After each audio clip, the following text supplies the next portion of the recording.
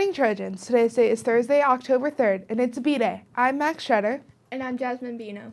Today's quote is from Dr. Ellen Ochoa, the first Hispanic American woman to go to space.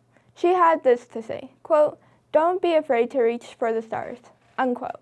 On this day in history, in 1863, U.S. President Abraham Lincoln declared the last Thursday in November as Thanksgiving. First up, volleyball. The Trojans played American Canyon at home earlier this week on Tuesday, winning 3-2. Today they play at home versus Justin Siena. Next week, they'll be playing away at Vintage on Tuesday. Next up, football. The Trojans have a game tomorrow away at Vintage at 7 o'clock. They also have a game next week away at Napa. Flag football have a game today at home versus Cardinal Newman. They also have a game next week on Tuesday versus Terra Linda. Girls tennis has a match next week on Tuesday at Vintage. Finally, water polo have a game away at American Canyon next week on Thursday. This has been Trojan Sports Update. See you next week. Do you ever wonder about our Trojan Tribune?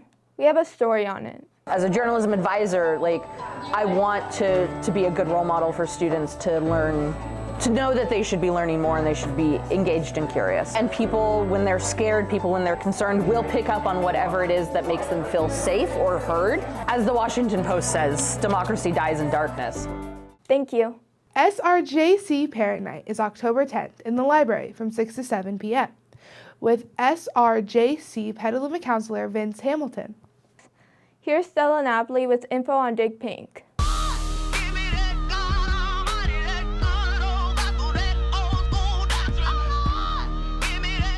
Hey Trojans, we interviewed Coach Amy to tell us about what Dig Pink is.